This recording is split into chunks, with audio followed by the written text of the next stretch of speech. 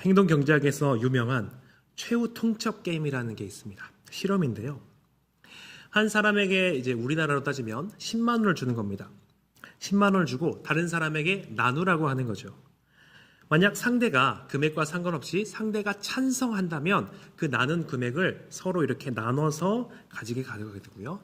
만약에 그 상대가 제시한 사람 말고 상대방이 그것을 그 제안을 거절한다면 둘 다 돈을 못 받게 되는 그런 실험이었습니다. 경제학은 사람들이 이익을 좋아하기 때문에, 그러니까 사람들이 1만 원을 받는 것이 빵원보다 낫기 때문에 어떤 제안이든 받아들일 것이라고 예측했습니다. 예를 들어서 한 사람이 5만 원 나누자 하면은 받아들이고요. 만약 다른 사람이 7만 원, 나 7만 원, 너 3만 원 하면은 받아들이고요. 아주 극단적으로 나 9만 원, 너 1만 원 하면 그것도 받아들인다는 거죠. 왜요? 내가 빵원인 것보다 만 원 받는 게 낫잖아요. 그래서 이렇게 실험을 했습니다. 실험 결과는 어떻게 됐을까요? 다 아시는 것처럼 그대로 안 됐죠. 실제 실험을 해보니 사람들이 이제 9만 원, 나 9만 원, 제안하는 사람 9만 원, 그 거래에 대해서 이렇게 허락하는 사람이 만 원 이렇게 받게 된다면, 그런 불공정한 제안을 받게 된다면 그 만 원을 받을 그 사람이요, 자신의 그 불공정한 대우를 받는 거기 때문에 돈을 포기하면서 거절해 버렸습니다. 내 손에 1만 원 쥐는 것보다 저 사람 9만 원 가져가는 게 더 싫은 거죠. 이 실험을 통해서 우리는 사람이 자신의 이익보다 또 공정함을 더 중요하게 여길 때가 있다는 것을 알게 됩니다. 우리는 나의 이익보다 그 부당한 손해를 더 견디지 못하는 존재인 것이죠. 저번 주에 우리는 우리를 부당하게 비방하는 이들에게 선행으로 대응하라는 내용을 나누었습니다. 그런데 오늘 본문 역시 현대인들이 받아들이기 굉장히 어려운 내용을 다루고 있습니다. 나에게 임하는 이 부당한 고통을 참으라라고 말하고 있기 때문입니다. 심지어 나에게 그 고난과 고통을 부당하게 주는 그 나쁜 사람의 말을 순종하라고 하고 있습니다. 어떻게 그럴 수가 있을까요? 하나님께서 우리에게 이런 일을 요구하시는 것이 맞을까요? 그걸 요구하시는 그분이 선하다고 말할 수 있을까요? 우리 오늘 본문을 통해서 함께 알아보겠습니다. 오늘 본문의 권면 대상은 사환들입니다. 18절을 제가 읽겠습니다. 사환들아, 범사에 두려워함으로 주인들에게 순종하되 선하고 관용 있는 자들에게만 아니라 또한 까다로운 자들에게도 그리하라. 아멘. 현대에서 이 사환의 개념은 명확히 한 단어로 표현하는 것은 좀 어렵습니다. 하지만 종과 노예 사이에 있는 존재인 겁니다. 종과 노예에 있는 사이. 우리가 흔히 생각하는 노예 있죠. 흑인 노예들이 있잖아요. 그러니까 미국에서 학대받으면서 일하는 그런 노예 개념과 오늘날 우리가 돈을 받으면서 일하는 그런 어떤 고용인의 개념, 그 사이의 존재입니다. 이렇게 생각한다면 그렇게 나쁜 상황은 아니네 라고 생각할 수 있지만, 그렇다고 해서 이들이 노예가 아닌 것은 아니었습니다. 이들이 항상 좋은 상황에 있던 것은 아니었습니다. 그들은 분명히 노예 신분이었고 주인에 따라서 그가 처한 상황이 완전히 달라졌기 때문입니다. 근데 베드로는 사환들에게 범사에 두려워함으로 주인들에게 순종하되 좋은 주인들뿐 아니라 까다로운 자들에게도 그리하라고 합니다. 여기서 까다로운 주인은 성격이 까탈스러운 사람을 말하는 것이 아니라 정의롭지 못한 사람들입니다. 좀 더 뉘앙스를 살리면 심성이 고약한 사람들입니다. 우리가 인생에서 한 번쯤은 직접 경험하거나 혹은 멀리서 지켜봤을 그런 사람들입니다. 절대로 가까이 하고 싶지 않은 그런 사람들이요. 이 까다로운 주인들이 자기의 기분에 따라서 그날그날 바뀌는 상황에 따라서 종들을 학대하거나 또 좋게 대하는 그런 자들을 의미합니다. 이런 주인 밑에 있는 사람은 어떤 마음이 들까요? 아마도 대부분은 억울함이겠죠. 누가 그러더라고요. 세상에서 가장 강력한 감정은 억울함이라고요. 그런데 이런 억울함을 경험하는 주인에게, 그 종들에게 베드로는 그들에게 그 억울한 감정을 주고 범사의 주인에게 순종하라고 말합니다. 그리고 베드로는 부당한 고난 속에서 새로운 기준을 제시하고 있습니다. 우리 19절과 20절을 함께 읽겠습니다. 부당하게 고난을 받아도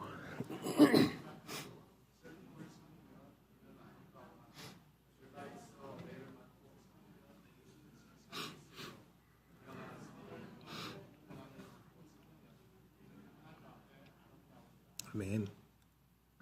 우리 성경에 나오지 않지만 19절 앞에는 왜냐하면 이라는 접속사가 있습니다. 그렇다면 우리가 이 주인에게 순종하고 참아야 하는 이유는 베드로 지금 뭐라고 말하고 있습니까?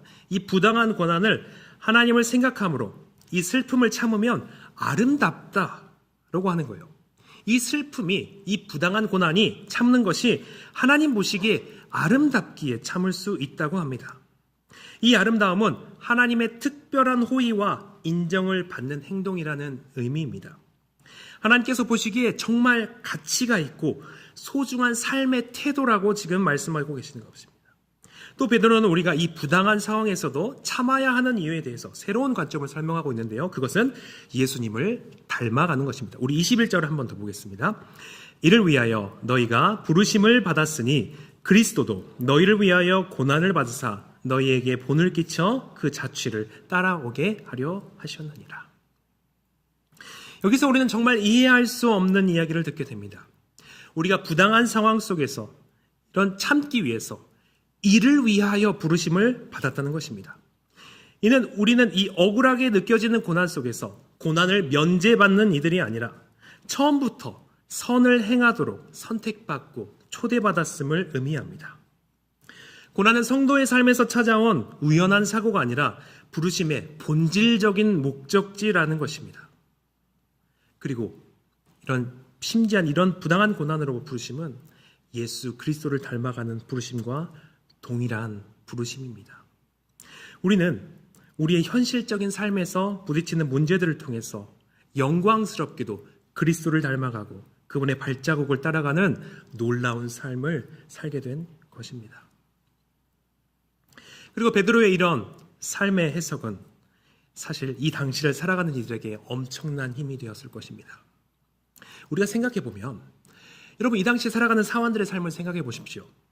이런 베드로의 권면이 없다라고 할지라도 이들은 어차피 일종의 노예이기 때문에 주인의 말을 따라야 하는 사람들입니다. 어차피 자기 생각은 무엇이든 간에 부당하게 고난을 받아도 참아야만 하는 사람들입니다. 그런데 오늘 베드로가 지금 하는 말이 무엇입니까? 원래 당하는 그 고난이 모퉁이 돌 대신 그 예수 그리스도와 연결되어질 때 나의 이 고난을 그리스도를 닮은 고난이 된다라고 하는 것입니다. 놀랍게도 나의 고난이, 나의 일상에서의 고난이 의미가 있어진다는 것입니다.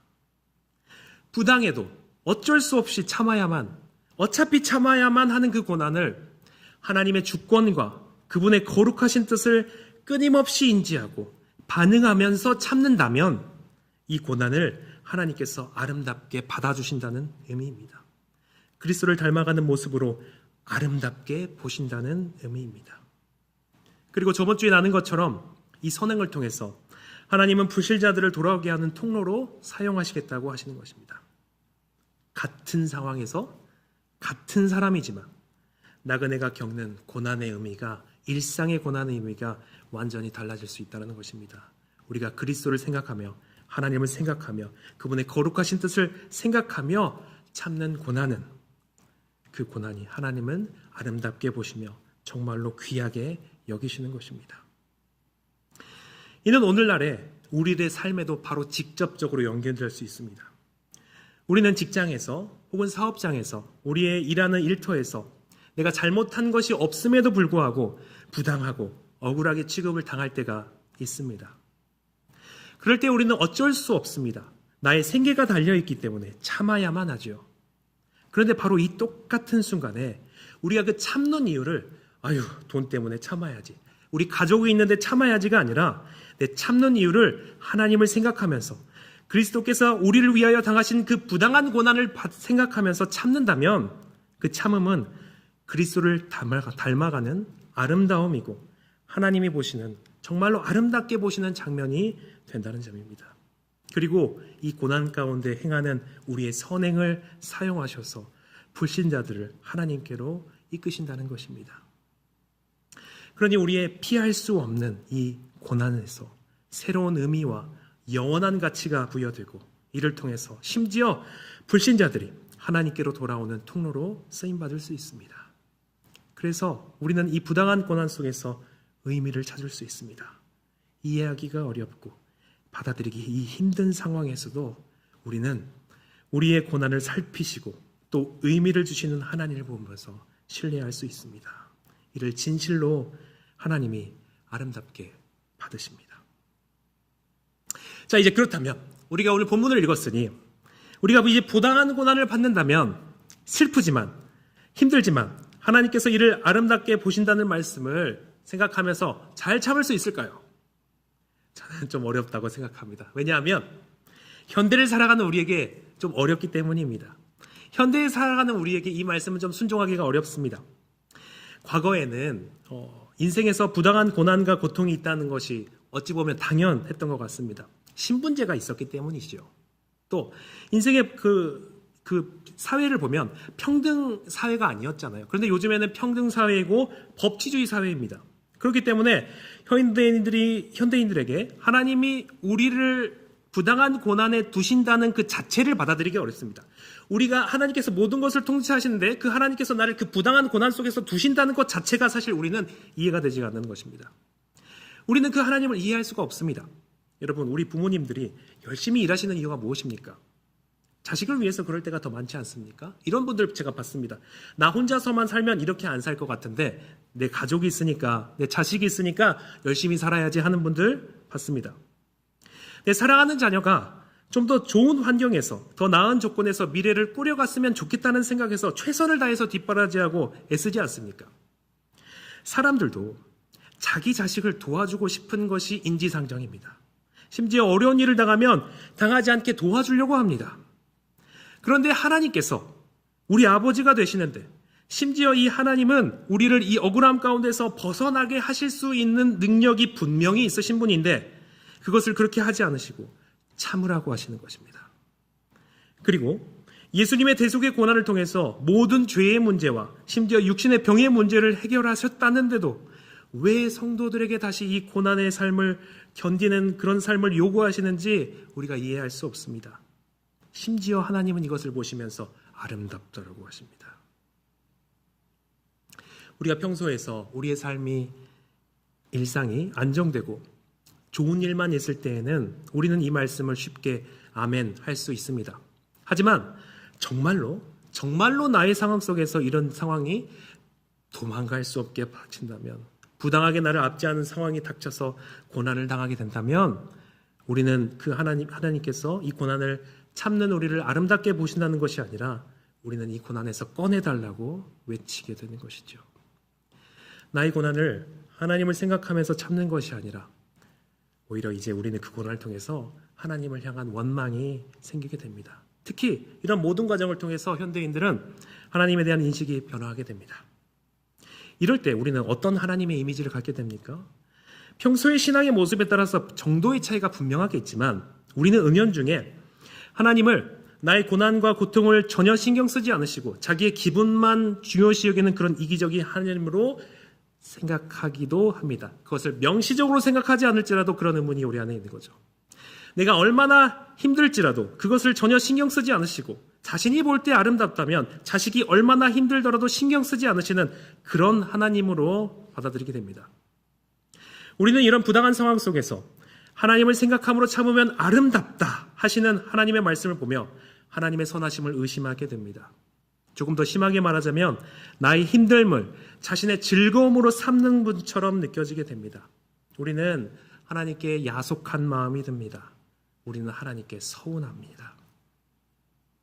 우리의 이런 현실 속에서 어떻게 이 말씀을 우리가 적용할 수 있을까요? 받아들일 수 있을까요?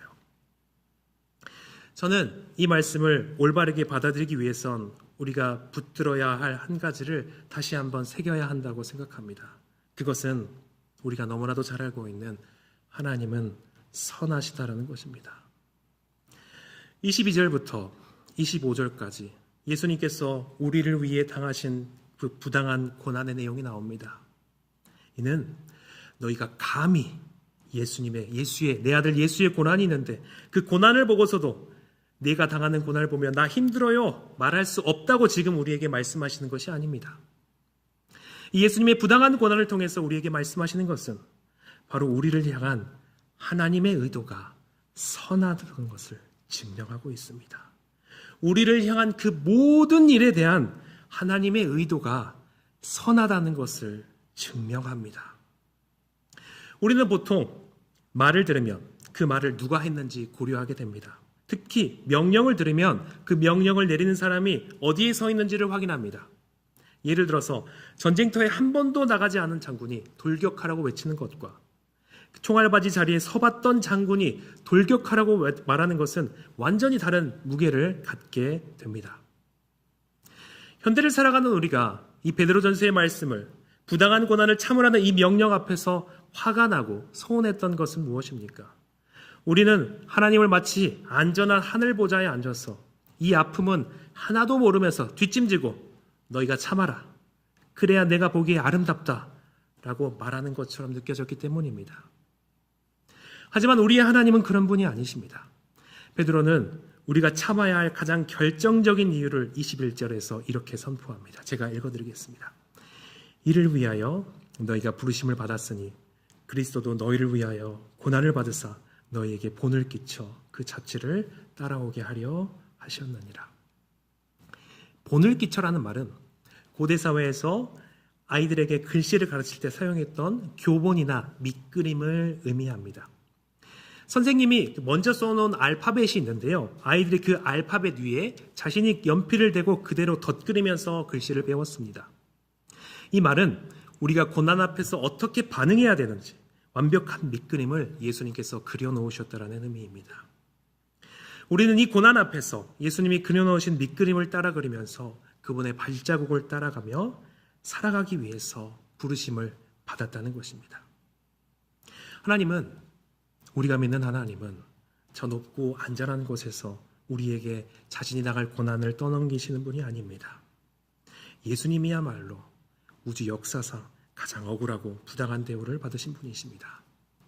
창조주께서 피조물에게 조롱을 당하시고 아무 죄가 없으신 분이 침뱉음을 당하셨습니다.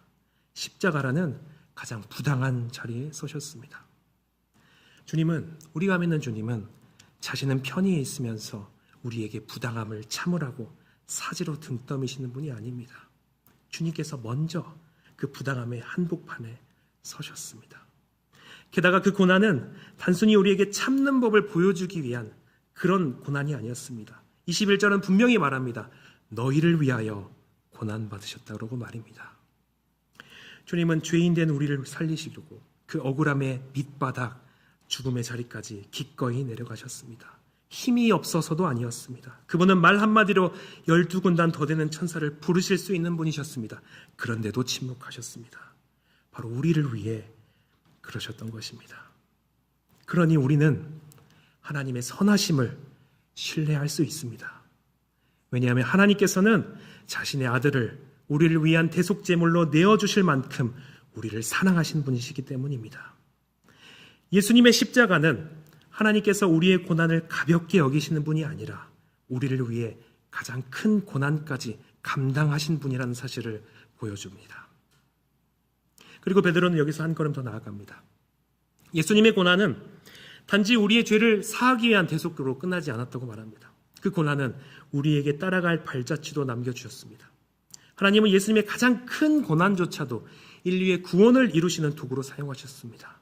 그렇다면 우리가 그리스도를 따라 살아가며 겪는 그 부당한 고난 역시 결코 의미 없는 고난일 수 없습니다.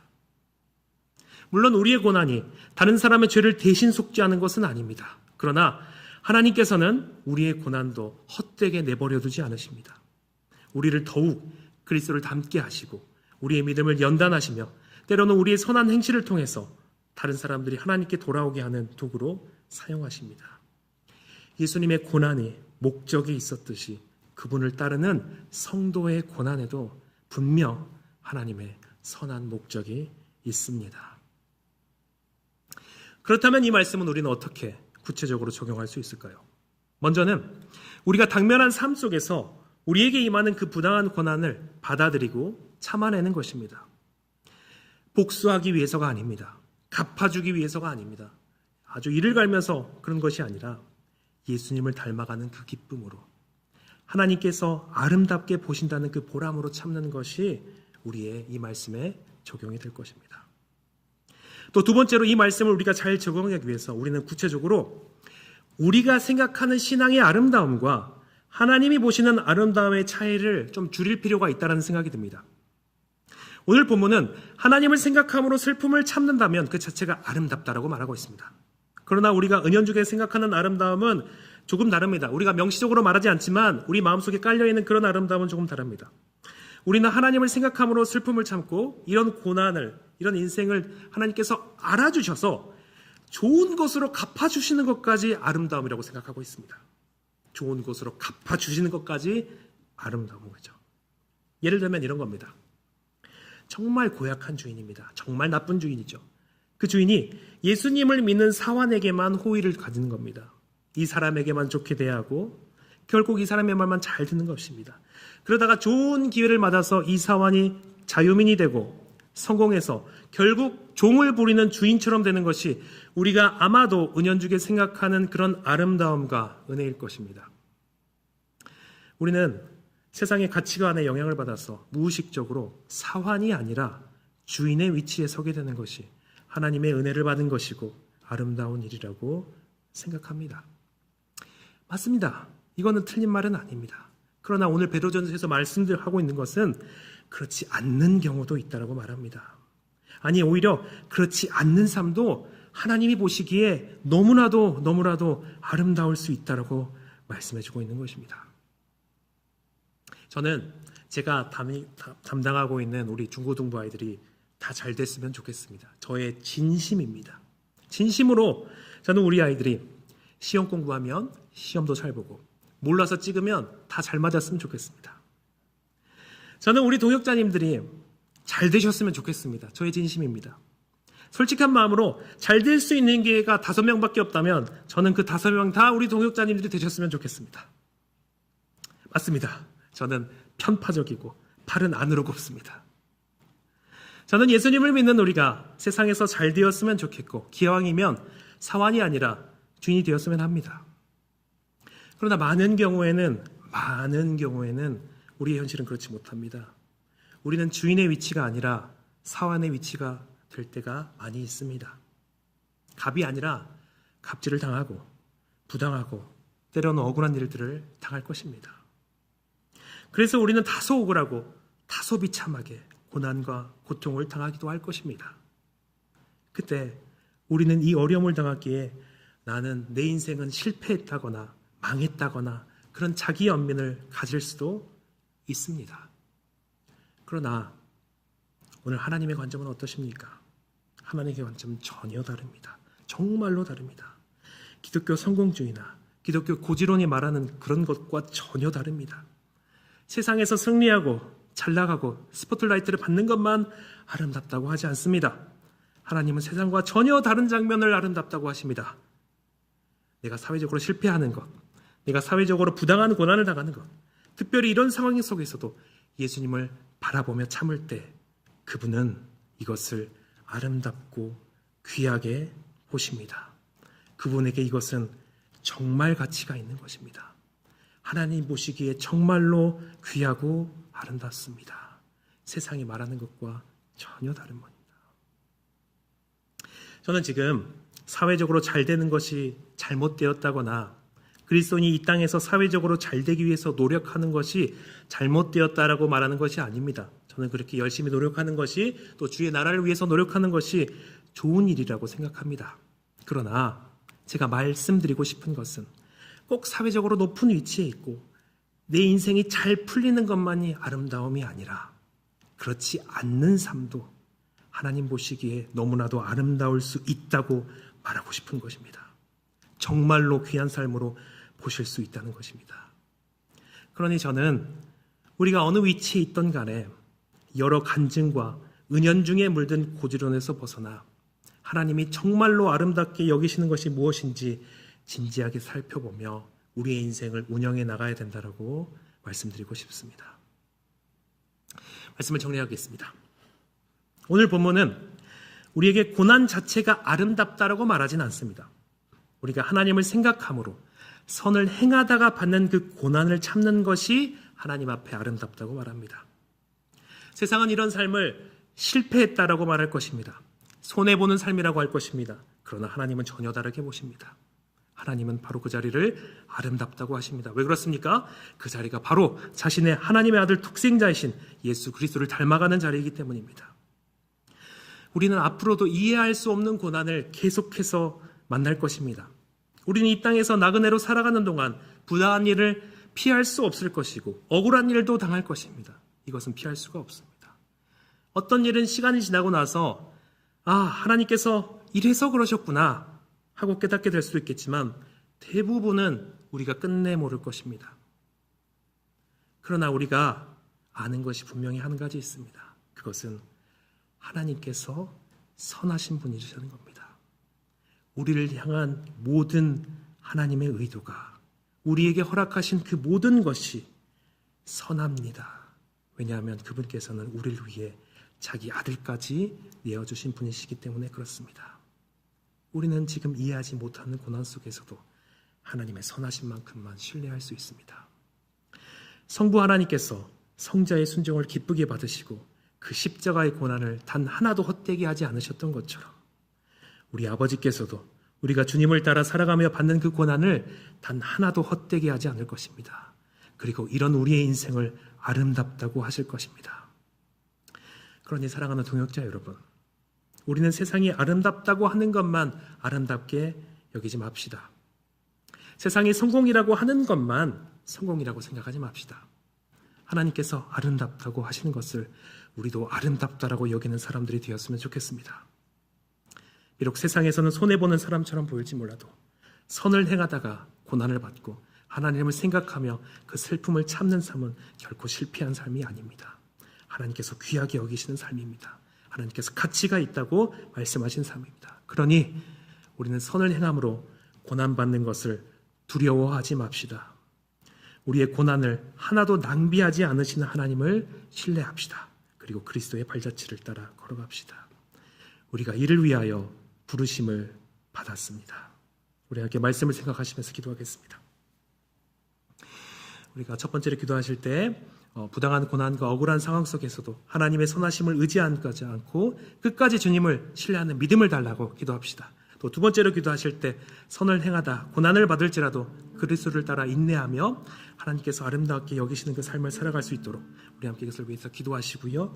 또 말씀을 들으시면서 생각나는 것들을 위하여 우리 함께 우리의 마음을 담아서 주님께 우리의 마음을 올려드리도록 하겠습니다. 기도하겠습니다. 살아계신 하나님 아버지, 우리의 말할 수 없는 그 사랑과 은혜로서 우리를 구원하시고 주님 우리의 하나님 자녀 삼아주심에 감사를 드립니다.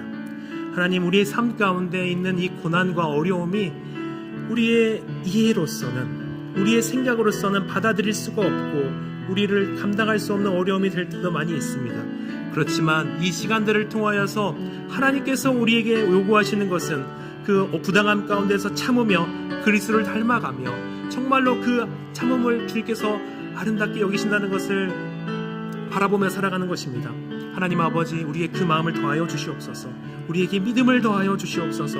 우리가 그렇게 살아갈 힘이 없사오니 성령 하나님, 우리의 관점을 바꿔 주시옵소서. 하나님이 보시는 그 아름다움과 세상이 보는 그 아름다움 사이에서 갈팡질팡하며 우리가 망설이지 않게 하시고 우리가 분연히 일어나 하나님을 위하여서 우리의 삶을 선택하게 하여 주시옵소서. 아버지 하나님, 우리가 영원한 것을 바라보며 영원한 가치를 바라보며 살아가게 하여 주옵소서. 이 짧은 나그네의 인생의 속에서 어떻게든 잘 살려고 노력하는 것이 아니라 영원한 삶 속에서 어떻게 살 것인가 고민하는 우리 모두가 되게 하여 주시옵소서. 그리하여서 우리가 주님 앞에 섰을 때에 참으로 칭찬받는 우리가 되게 하여 주시옵소서.